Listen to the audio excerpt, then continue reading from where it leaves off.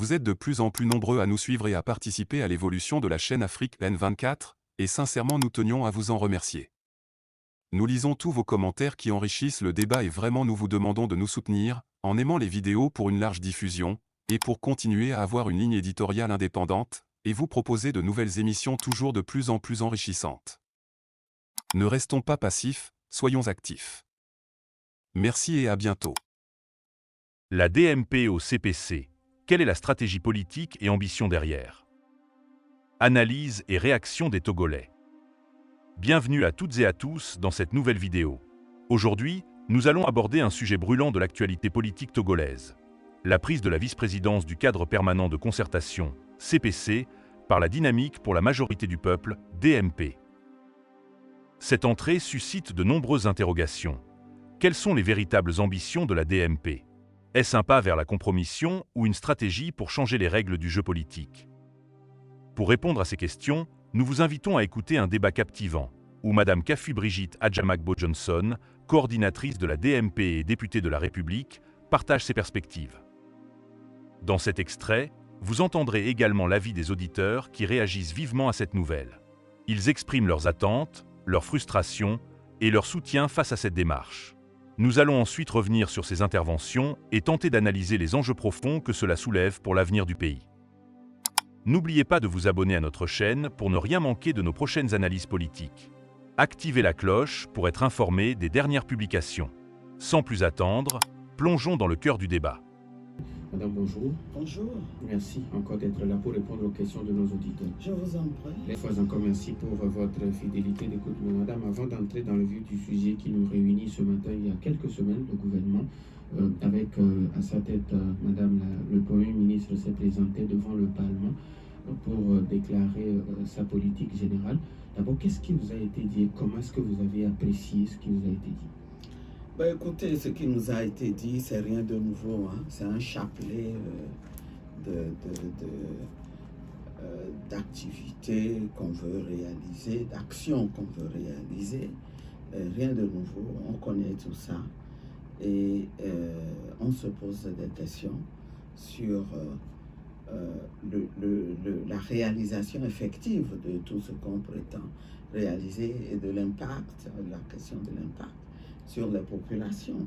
Alors nous, on n'a pas du tout été convaincus et c'est pour ça que nous avons voté contre. Nous n'avons pas voté la confiance. Donc, d'ailleurs, c'est le fondement légal même de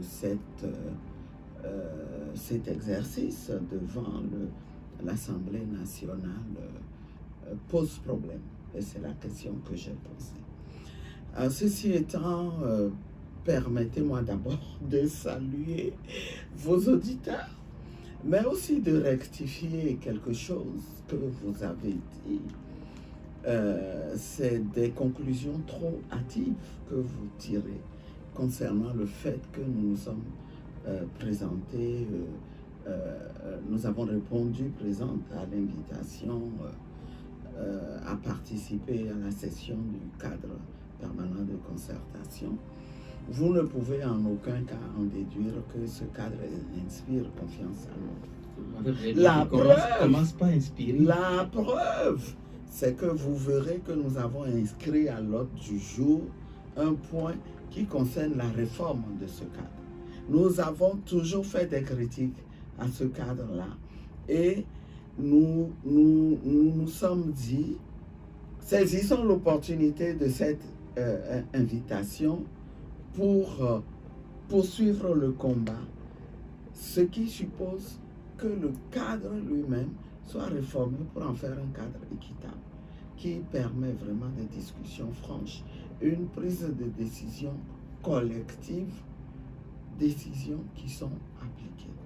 Nous avons senti la nécessité de faire quelque chose pour que les problèmes réels, les sujets qui préoccupent véritablement les Togolais trouvent une réponse. Et l'un de ces sujets, c'est que plusieurs des nôtres sont injustement détenus en prison pour des raisons d'ordre politique. Ce n'est pas acceptable. Vous avez vu, c'est pour ça que nous avons mis ça comme premier point de l'ordre du jour que nous voulons proposer, en plus de la question des réfugiés politiques. Vous avez vu que nous avons demandé qu'on discute des problèmes sociaux des Togolais. En ce moment, les Togolais ont leur tête en deux mains parce que c'est bientôt la rentrée. Et déjà, les gens ont du mal à assumer la subsistance quotidienne. La rentrée arrive. Qu'est-ce qui est fait concrètement pour que les ménages puissent aisément envoyer leurs enfants à l'école? Il nous revient que beaucoup d'enfants sont déscolarisés parce que les parents n'ont pas les moyens. Donc il y a de ces sujets dont il faut discuter. Le panier de la ménagère. Ça fait combien de temps qu'on a promis, c'était au cours de la période de Covid, du Covid-19, où on a annoncé des mesures pour soulager le panier de la ménagère. On n'a pas vu grand-chose. Est-ce qu'on ne peut pas faire mieux? Parce qu'il appartient à ceux qui sont au pouvoir et qui ont à leur disposition nos ressources, de s'assurer que nous vivons bien, nous vivons décemment, au moins. Donc, ce problème-là, on a pensé qu'il faut qu'on en discute. Il faut y ajouter le fait que les gens ont créé, ont enfoncé davantage le Togo en crise, parce qu'ils se sont permis en une nuit de changer notre constitution et de faire basculer le pays, comme ils le disent eux-mêmes, dans une nouvelle république. En violation de la souveraineté des Togolais. Les Togolais sont fâchés aujourd'hui, au point où ils ne conçoivent même pas qu'on veuille parler à ce gouvernement. Moi, j'écoute les Togolais. J'écoute les mises en garde qui nous sont faites depuis que nous avons dit nous allons au CPC. Mais merci de m'offrir l'opportunité, encore une fois, de rassurer mes concitoyens. Alors, il est question qu'on utilise cette opportunité pour faire avancer les choses. Quelqu'un disait hier, la case du voleur, il ne faut pas la détruire, il faut la décoiffer. Le régime prétend vouloir discuter. C'est ce qu'il dit aux partenaires du Togo. C'est ce qui fait croire partout en ayant instauré ce cadre-là qu'il manipule. Bon, allons-y. On va discuter. Madame, si on constate qu'il ne veut pas discuter, en réalité, mais ça ne nous coûte rien. ce qui veut dire que, comme le disent certaines personnes, en acceptant, quand la DMP accepte la vice-présidence du cadre permanent de concertation, c'est un revirement de position. Donc ce n'est pas le cas à votre niveau. Un revirement dans quel sens? Nous restons fermes dans notre combat pour que on arrive à mettre fin à ce régime qui n'a que trop duré. Ce n'est pas normal qu'un pays soit dirigé pendant 60 ans par les mêmes qui jouent au jeu de chaises musicales. C'est comme ça que ça se dit. Où on prend les mêmes, on recommence et on n'a pas de résultat. Où on opprime les Togolais. Qui vous dit qu'il y a revirement et il faut les intentions malveillantes? Il ne faut pas se fier à ces intentions malveillantes-là. C'est nous qui disons ce que nous faisons. Et nous sommes dans le combat. Nous avons toujours décrié le CPC. Et on nous a toujours tenus loin du CPC. Une première fois, quand nous étions à la DMK, au fond, c'est la même démarche. On a écrit pour dire, ok, vous nous invitez, nous venons, mais voici l'ordre du jour. On ne nous a pas répondu. Quand la question a été posée à la première séance, pour savoir qu'est-ce qu'on fait des revendications de l'ADM, quand on dit, oh, ces gens-là ne veulent pas discuter. Cette fois-ci, nous disons, ok, on a toujours un agenda, on a vu l'agenda prévu pour être discuté. Nous avons vu qu'il n'y a rien là-bas qui préoccupe les Togolais. Ce qu'il y a là-bas, ça ne préoccupe que ceux qui veulent se maintenir au pouvoir. Et nous nous sommes dit, cette fois-ci, on va y aller, on va dire c'est ce que les Togolais veulent qu'on discute. Et c'est ce qu'on a fait. Et vous avez une garantie? Et nous, quelle garantie? Qui vous parle de garantie? On a échangé, nos représentants nous ont rapporté que les discussions ont été houleuses. Nous avons été soutenus par certains partis de l'opposition. C'est là qu'on voit vraiment le jeu qui se fait, qui est vraiment de l'opposition et qui ne l'est pas.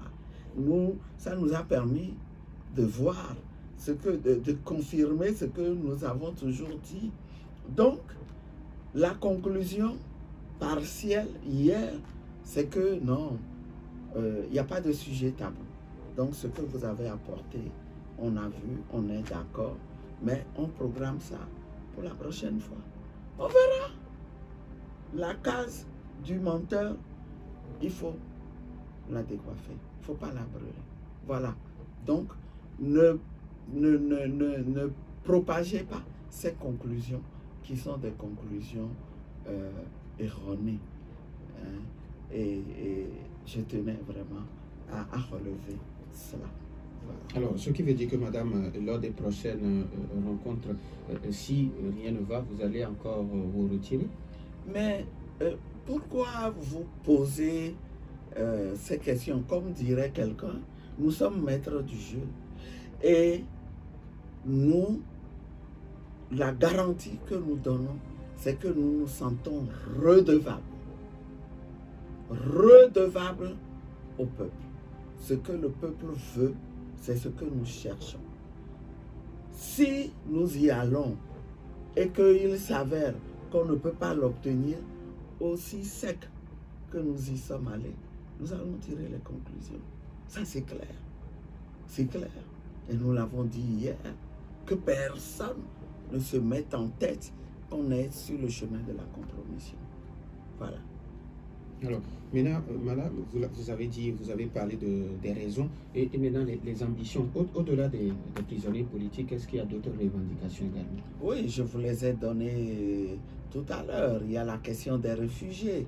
On ne peut pas vivre en paix dans un pays quand on sait que non seulement nous avons des détenus, mais que plusieurs d'entre nous sont contraints à l'exil.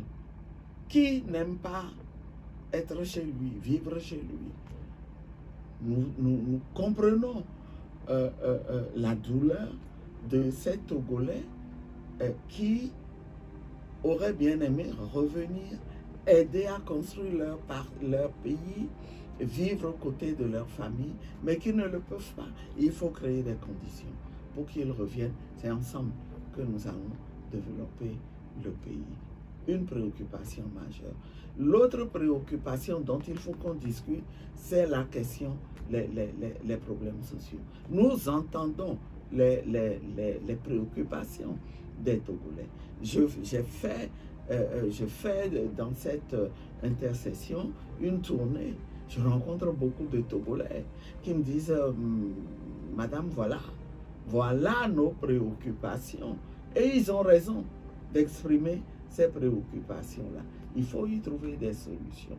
On doit discuter de certains problèmes sociaux cruciaux pour que ce peuple-là respire un peu. On doit discuter de la question éminemment politique de cette 5e République. Quand j'entends les tenants du système dire la 5e République est lancée, on a jusqu'en mai pour mettre en place les institutions, je me dis, mais les gens vivent enfermés dans un cocon. Ils sont très loin de ce peuple. Ils s'en foutent de ce que le peuple pense. Ils ne savent pas, ils feignent de ne pas savoir ce que le peuple pense. Mais c'est mauvais. C'est mauvais. C'est mauvais. Il faut revenir à la raison et écouter le peuple. S'ils pensent, s'ils sont vraiment sincères, ils pensent que ce serait bien pour ce pays qu'on évolue vers une autre république, c'est au peuple qu'il faut donner la parole. Et ils ont mal fait. Ils ont fait sans le peuple. Il faut qu'on répare. Il faut qu'on répare. On ne va pas tout simplement continuer à dire nous allons mettre en œuvre. Vous mettrez en œuvre.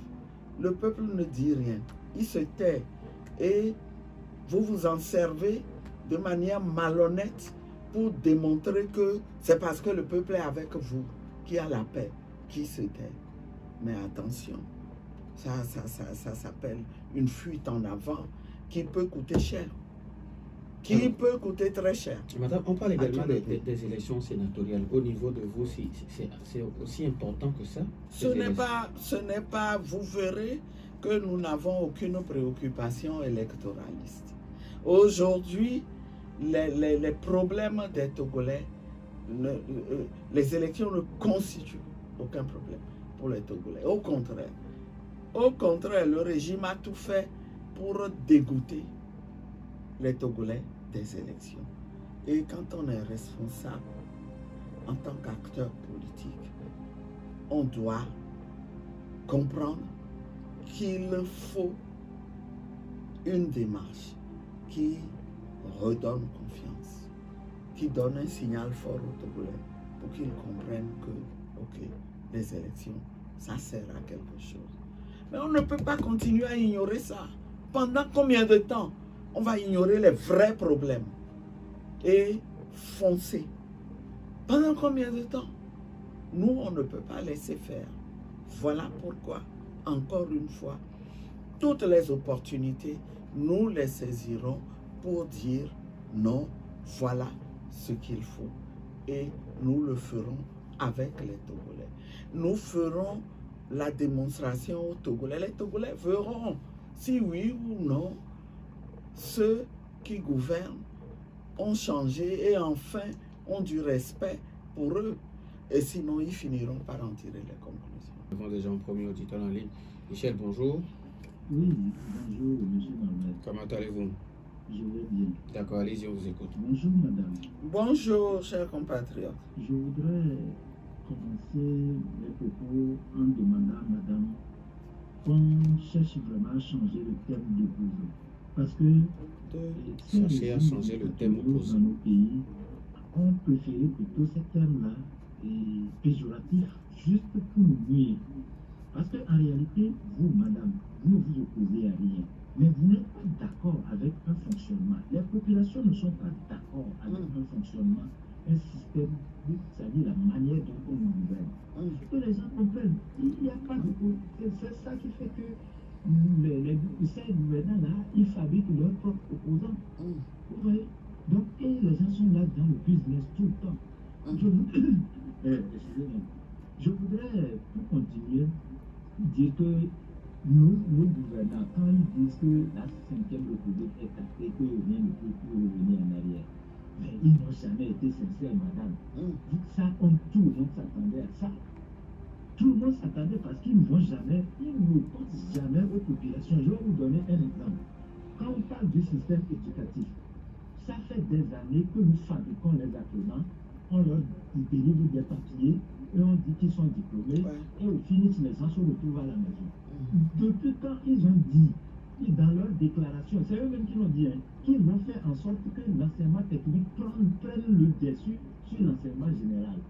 Mais demandez-vous si ça se passe dans les actes. Non, ça veut dire que le souci de la jeunesse, avoir de l'emploi, travailler et faire développer ce pays rien que par le travail et par l'éducation, ils s'en fichent. La rentrée vient encore de commencer, il va commencer. Est-ce que les parents ont les moyens, comme l'a dit madame, de continuer à instruire les apprenants? La l'UNESCO n'existe plus, au moins pour minimiser les prix d'achat des cahiers. On a tout privatisé. Est-ce que avec tout ça là, on va dire qu'il y a des opposants quelque part. Nous sommes tous des opposants, c'est plutôt eux qui nous font critiquer. Absolument. Avec le système éducatif. Merci beaucoup. Merci, bonne journée à vous. Je suis en parfaite symbiose avec mon compatriote qui est du milieu de l'éducation, certainement, et qui connaît les problèmes, qui a posé des problèmes, de vrais problèmes. Allô? Bonjour. Bonjour, monsieur Basile. Comment vous allez? Ça va, Dieu merci. Allez-y, on vous écoute. Salut, madame Fedebango. Bonjour, chers compatriotes. Il nous a fait un tour à l'Assemblée, mais nous sommes des admirateurs. Mais comme il nous a dit qu'il veut faire un tour là-bas pour voir comment ça va aller, bon, lui-même, elle-même plutôt, elle se rend compte maintenant que ces gens-là avec qui on a affaire ne font pas de cadeau à quelqu'un. Si elle-même est une grande sœur à nous tous, si elle voit que c'est bon, elle peut continuer. Mais si elle voit que c'est pas bon, il ne faut pas qu'elle continue cette aventure-là malheureuse. Voilà ce que moi je peux lui dire, mais je ne continue pas à l'admirer parce que il n'y a pas une femme battante ici au Togo que j'ai vue comme elle. Donc c'est ça que je vais lui dire. Pour le reste, tout ce que le régime fait, ce n'est pas dans l'intérêt des Togolais. C'est pour eux-mêmes. Créer les propres fonds un peu partout. Le Togo ne se développera jamais dans ça. Merci. Merci à vous aussi, monsieur Basile. La FM, allô? Oui. Allô? Oui, bonjour Pelé. Bonjour. Comment allez-vous? Ok, la grande combattante depuis le siècle. Bonjour. Bonjour, chers combattants aussi. On est tous des opposants, comme dirait le compatriote Michel. Voilà. Même dans le régime RPT, même sont tous des opposants. C'est ça, absolument.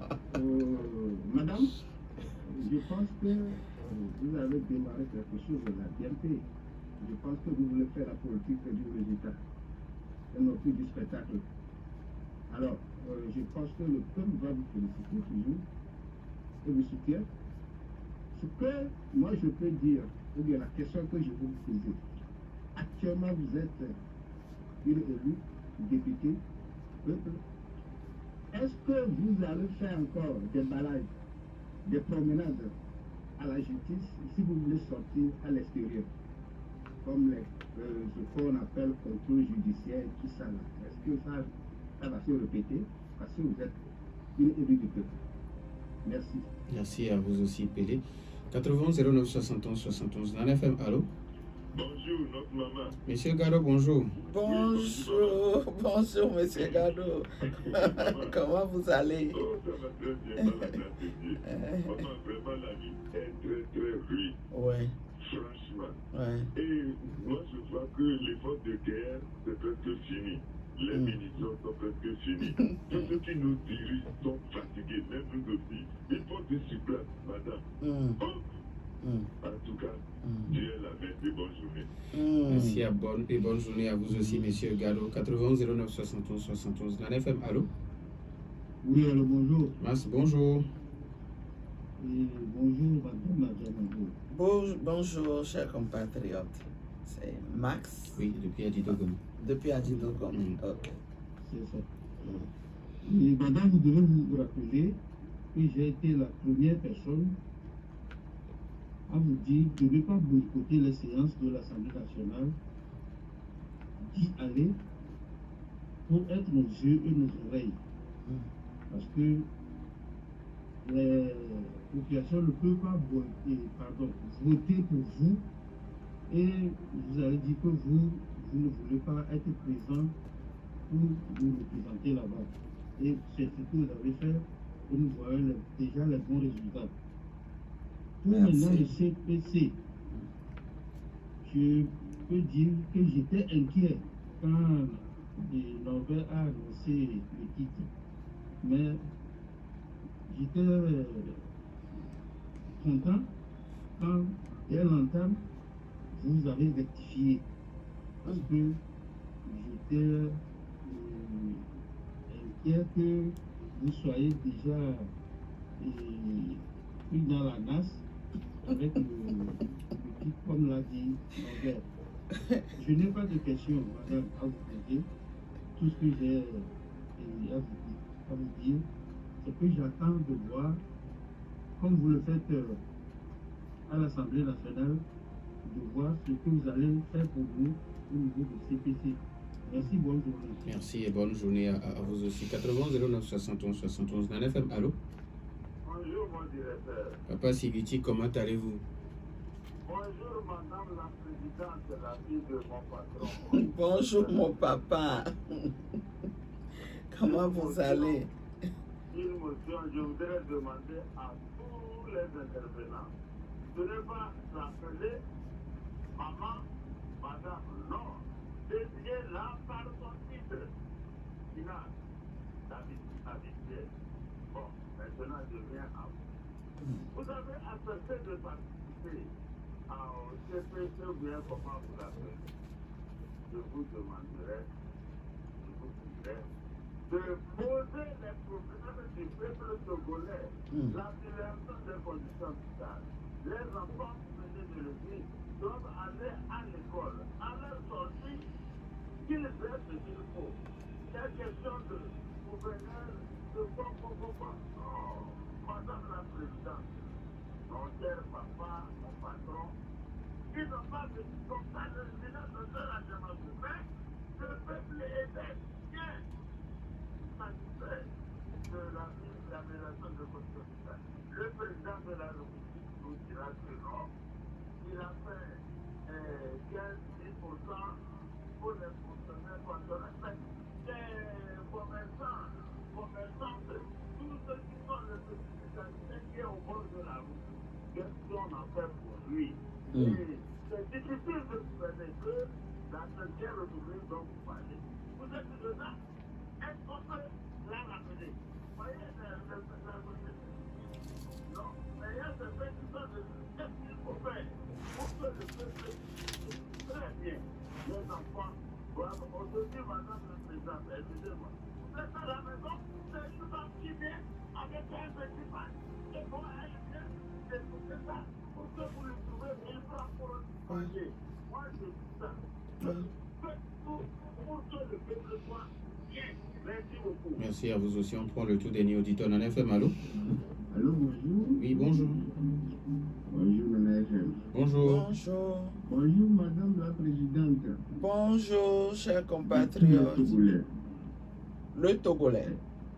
Alors, votre nom, s'il vous plaît. Mon nom, c'est Georges. Monsieur? Monsieur Georges, j'appelle de Zanguera. Monsieur Georges de Zanguera. Ok, Ok. allez-y, monsieur Georges. D'accord. Ouais, madame, ceux qui nous dirigent là se sont endossés à l'armée, à la porte de force. Ils ont réquisitionné l'armée pour mater le peuple en temps et au moment des soulèvements. Mais qu'est-ce que vous comptez faire à part votre lutte? Vous luttez beaucoup. Pour, n'est-ce pas, éradiquer ce genre de choses. Parce que tout le monde, dans le cas, ils se sont endossés à l'armée. Si on se lève là, ils vont nous mater. Qu'est-ce qu'on va faire? Bonne journée, madame. Merci à vous aussi, monsieur Georges, depuis Zanguera. Est-ce que nous avons un dernier auditeur? D'accord. Alors, madame, vous avez écouté les uns et les autres, mais on va continuer avec le dernier auditeur, monsieur Georges, depuis Zanguera, qui parle de ce que vous avez fait par rapport à l'armée togolaise. Merci beaucoup, chers compatriotes. Je remercie tous ceux qui sont intervenus. Et je remercie particulièrement Georges d'avoir mis le doigt sur ce problème épineux. Effectivement, c'est le mécanisme principal sur lequel s'appuie ce régime pour soumettre les Togolais. Mais nous ne devons pas nous dire, si on se lève, l'armée va tirer sur nous. Je prends l'exemple d'un pays comme le Mali.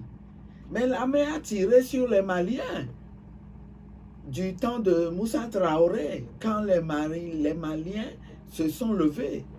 Mais aujourd'hui, au Mali, est-ce que l'armée n'est pas aux côtés du peuple? Donc, ce que nous devons faire c'est faire en sorte que cette armée comprenne qu'elle fait partie du peuple et qu'elle n'a pas à jouer contre le peuple. Moi, je le dis, ce jour arrivera où on demandera à cette armée de tirer contre son peuple et elle dira non. Non, je ne peux pas le faire, je ne peux pas tuer les miens. Ça prend quoi? Ça prend beaucoup de sensibilisation. Et ce que nous sommes en train de dire ici, tout ce diagnostic que nous avons posé ensemble, aujourd'hui à cette émission, nous avons conclu encore une fois que notre pays va mal, que nos gouvernants ne s'occupent de rien du tout. Mais l'armée, les éléments de l'armée nous écoutent. Ils nous suivent, eux aussi. Et ils voient bien que même eux, ils souffrent. Peut-être qu'il y a une hiérarchie qui a des avantages, mais attendez, vous ne pouvez pas être les seuls à vouloir bien vivre pendant que les autres souffrent et vivent mal. Donc, continuons à sensibiliser cette armée-là aussi, à leur parler. Mais ça prend aussi un peu de risque. Ça prend un peu de risque. Le moment venu, il faut quand même qu'on se dise, ça suffit, nous n'allons pas rester à la maison parce qu'on nous fait peur et puis ne pas montrer, manifester vraiment que ça ne va pas, que nous sommes malheureux, que nos droits sont bafoués, qu'on est méprisé. C'est ce qu'il faut, il faut comprendre. Ce régime n'a aucun respect pour le peuple. Sinon, il ne se serait pas permis l'instant d'une nuit, pendant que le peuple dort, de dire « je fais basculer le pays de la 4e à la 5e ». Qui sont-ils? C'est quelques individus, c'est quelques têtes qui animent le régime. Ils sont qui? Ils sont plus nombreux que les 8 500 000 et quelques mille que nous sommes. Ce n'est pas normal. Donc, c'est la condition. Je vous en prie, chers compatriotes, c'est un devoir collectif que nous avons de contribuer à changer notre pays. Et alors, moi, je dis que ça me fait mal. J'ai reçu ça comme un coup de poignard à l'Assemblée la dernière fois, en entendant le Premier ministre dire, vous voyez, le pays est en paix. Aujourd'hui, on est plébiscité par le peuple. Tout est calme. Ça veut dire que les Togolais adhèrent à notre politique. Est-ce qu'on peut dire ça vraiment de manière responsable quand on sait ce que souffre le peuple et que tout le monde a décrit aujourd'hui dans les interventions?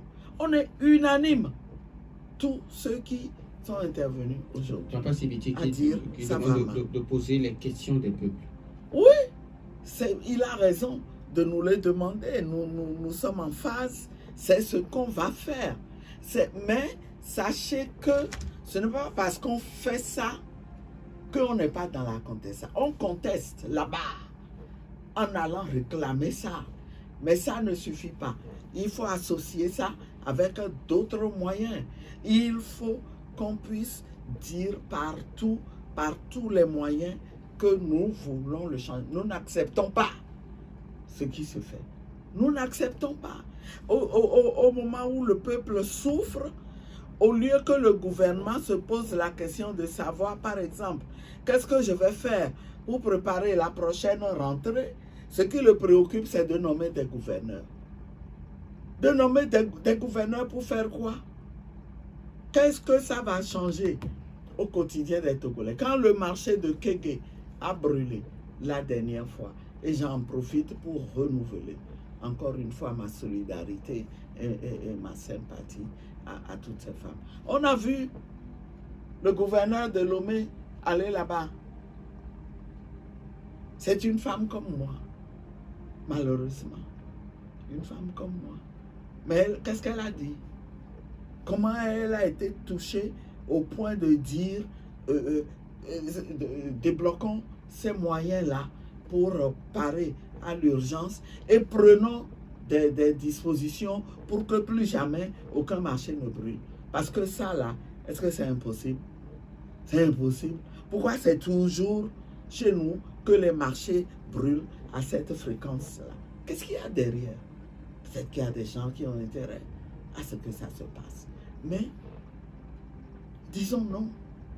Disons non à tout ça. Pelé qui pense qu'aujourd'hui vous avez décidé de ne plus faire du bling-bling politique, mais faire de la politique du résultat. Et Masdadi Dogome qui vous demande qu'il attend vraiment les résultats comme vous l'avez fait à l'Assemblée nationale au niveau du CPC également. Oui, nous promettons les résultats. C'est pour ça que nous sommes allés en disant nous allons évaluer. On évaluera.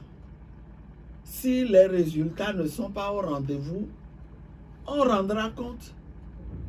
Et ensemble, nous prendrons nos responsabilités autrement. C'est déjà prendre ses responsabilités que de dire allons-y chercher des résultats. C'est de ça que le peuple a besoin. Des résultats qui changent les conditions de vie des Togolais, qui les soulagent. Soulage les Togolais, mais des résultats aussi dans la manière dont les Togolais sont gouvernés. Parce qu'il n'y a pas de miracle. Tant qu'on ne change pas de gouvernance, eh bien, les mêmes causes produisent les mêmes effets. C'est pour ça que la dernière fois, j'ai posé exprès la question au Premier ministre de savoir comment ils vont faire pour mettre tout ça en œuvre, pour trouver les ressources. Et une des préoccupations relatives à la question des ressources, je lui ai dit, comment vous comptez faire pour lutter contre la corruption et les détournements de fonds, qui sont légion dans notre pays, et pour vous permettre de dégager des ressources que vous allez vraiment consacrer à la satisfaction des besoins. Je n'ai pas eu de réponse. Je n'ai pas eu, on a évité soigneusement en disant, oui, c'est évident que nous sommes redevables. Vous êtes redevable comment? En continuant à laisser piller les ressources du pays. Donc, des résultats sur ce plan-là aussi, il nous les faut. Il nous les faut. Tous ces sujets-là, il faut qu'on en discute. Et il faut que les Togolais aient véritablement le droit de choisir leurs dirigeants. Ça, c'est un mal auquel on doit trouver une solution. Sinon, la crise au Togo ne sera pas résolue. Madame Michel qui vous demande de chercher à changer le terme opposant. Mais il a raison dans la mesure où il y a une connotation péjorative. D'une part, c'est quelqu'un à abattre, quelqu'un qui est contre vous, alors qu'il s'agit de tous ceux qui sont contre la manière dont on est gouverné, dont les choses se passent. Tous ceux qui ne comprennent pas que les Togolais se retrouvent dans la situation où ils sont en ce moment et qui est décrite par M. Gado qui dit « mais la vie est très très très dure. On n'a même plus de munitions, on n'a plus de réserves. » Oui, parce qu'il dit ça, il est opposant à abattre. Ce n'est pas normal. Et puis c'est un fourre-tout. On a un régime qui instrumentalise tout. Aujourd'hui, on a fait la preuve qu'il crée des opposants qui n'en sont pas vraiment et dont il se sert pour maintenir le statu quo. Et ce n'est pas normal. Tout ça doit cesser. Ces opposants se sont manifestés, continuent de se manifester. Au CPC, il y en avait qui étaient prêts à vous sauter à la gorge parce que vous disiez des choses qui ne plaisaient pas. Et ils avaient toute l'attitude pour le faire et jouer les amuseurs de galeries et jouer à ceux qui vous menacent et qui vous distraient. Oui, il y a cette stratégie aussi. Quand ils voient que vous êtes en train de toucher les choses du doigt, là, on vous distrait. Moi, on me l'a fait à l'Assemblée aussi. On me le fait. Mais j'ai déjà répondu que je ne me laisserai pas distraire par qui que ce soit. Je sais ce que je cherche. Alors, madame, il nous reste pratiquement 2 minutes. Si vous avez un message à l'endroit de cette population. Mais c'est un message de détermination malgré tout. Nos souffrances sont indicibles. Mais nous devons rester debout, dignes. Rester debout, c'est se dire, ça dépend de nous, si nous voulons que cette situation change. Et nous allons nous battre pour que cette situation change. Je pense que c'est notre rôle en tant que parti. C'est levant contre la manière dont ce pays est gouverné, de continuer ce travail-là de soutien, de mobilisation des populations pour qu'ensemble nous puissions réaliser le changement que nous voulons. C'est cette détermination-là, ce courage que je voudrais souhaiter à mes compatriotes, tout en reconnaissant qu'ils souffrent énormément. Mais au bout de ce combat-là, le changement de nos conditions de vie est là et nous attend. Merci beaucoup. Après avoir écouté les échanges entre Madame Brigitte Adjamagbo-Johnson et les auditeurs, plusieurs points clés émergent qui méritent une attention particulière. 1. La stratégie de la DMP, confrontation ou changement de cap. Madame Adjamagbo-Johnson a été très claire dès le début de l'interview. L'entrée de la DMP dans le CPC n'est pas un changement de cap, mais une tactique pour imposer des réformes. Cette approche est intéressante, car elle semble être une tentative de travailler de l'intérieur, tout en restant fidèle aux critiques de longue date du cadre en place. En acceptant la vice-présidence, la DMP souhaite pousser des sujets sensibles sur la table des discussions, comme la situation des prisonniers politiques, le retour des exilés et les conditions de vie précaires des Togolais. Cette entrée dans le CPC pourrait être perçue comme une opportunité pour la DMP d'obtenir des concessions du régime, ou du moins de mettre en lumière l'immobilisme de celui-ci. Cependant, cette stratégie est complexe. Certains auditeurs ont exprimé leur scepticisme, craignant que la DMP ne se fasse piéger dans un jeu politique orchestré par le régime pour légitimer une fausse concertation. L'un des intervenants a même mis en garde contre une possible instrumentalisation de la DMP, rappelant que le régime a souvent utilisé des acteurs politiques pour donner l'illusion d'un dialogue, tout en gardant le contrôle des décisions. Cela souligne la complexité de la situation. La DMP doit rester vigilante pour ne pas perdre de sa crédibilité en s'engageant dans un cadre qu'elle a longtemps dénoncé. 2. Les attentes des citoyens, une soif de changement tangible. Les interventions des auditeurs ont été marquées par un sentiment commun de frustration face à la lenteur du changement au Togo. L'un des thèmes récurrents était l'incapacité du régime à améliorer les conditions de vie des Togolais, notamment en matière de pouvoir d'achat et d'accès à l'éducation. Un auditeur a soulevé une question cruciale. Pourquoi les promesses gouvernementales, comme celles faites pendant la crise de la Covid-19, ne se traduisent-elles jamais en actions concrètes? Cette interrogation fait écho aux préoccupations de Madame Adjamagbo-Johnson, qui critique le décalage entre les discours officiels et la réalité vécue par les citoyens.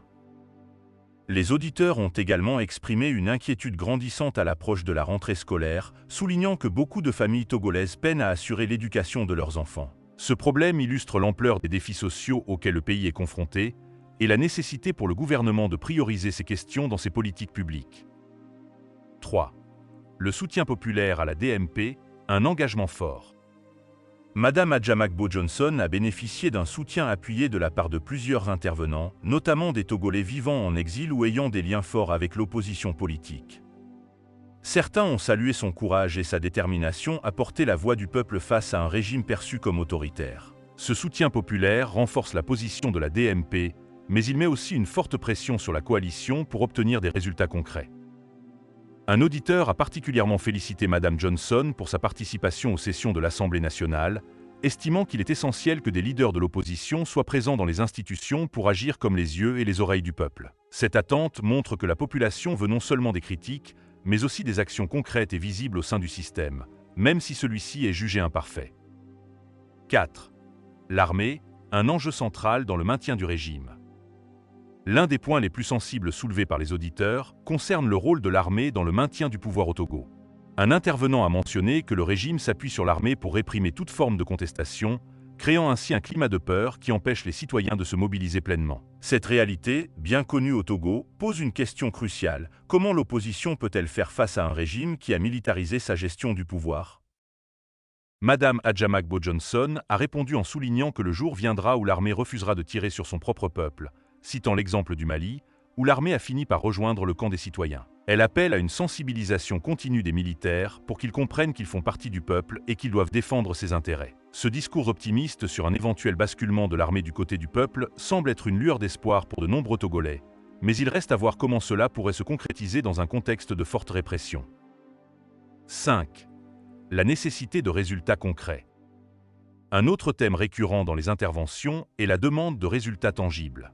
Les Togolais attendent de la DMP qu'elle obtienne des avancées concrètes, tant sur le plan des réformes politiques que sur celui des conditions de vie. Madame Adjamakbo Johnson a reconnu cette attente, affirmant que si le CPC ne permet pas d'obtenir de réels progrès, la DMP en tirera les conclusions nécessaires, quitte à se retirer du processus. Elle a également rappelé que le véritable combat est de réformer en profondeur la gouvernance du pays, car tant que le même système sera en place, les mêmes causes produiront les mêmes effets. Cette vidéo et les interventions des auditeurs montrent un tableau complexe de la situation politique togolaise. La DMP, en entrant dans la vice-présidence du CPC, tente de jouer une carte stratégique, mais cette démarche est scrutée de près par les citoyens, qui espèrent des changements concrets. L'enjeu est de taille. Il s'agit non seulement de défendre les droits des prisonniers politiques et des réfugiés, mais aussi de s'attaquer aux problèmes sociaux pressants qui touchent la majorité des Togolais. Les auditeurs, tout en exprimant leur soutien à Madame Adjamakbo Johnson, restent méfiants face aux manœuvres du régime et appellent à une vigilance accrue. La question de l'armée reste également un point crucial pour l'avenir du pays, car sans un basculement de cette institution en faveur du peuple, le changement risque d'être long et difficile.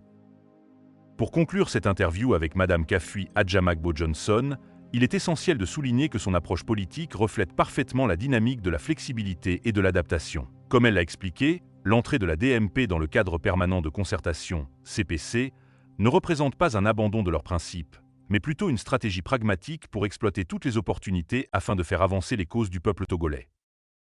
Cette démarche illustre bien l'idée que la politique n'est jamais figée. Les acteurs politiques doivent s'adapter aux circonstances changeantes, qu'elles soient économiques, sociales ou géopolitiques, sous peine de devenir obsolètes. Madame Johnson a clairement montré que la DMP est prête à prendre des décisions audacieuses, même si cela implique de travailler dans des cadres qu'elle a longtemps critiqués, tant que cela peut aboutir à des résultats concrets pour la population. La flexibilité en politique, comme elle le souligne, ne doit pas être confondue avec la compromission.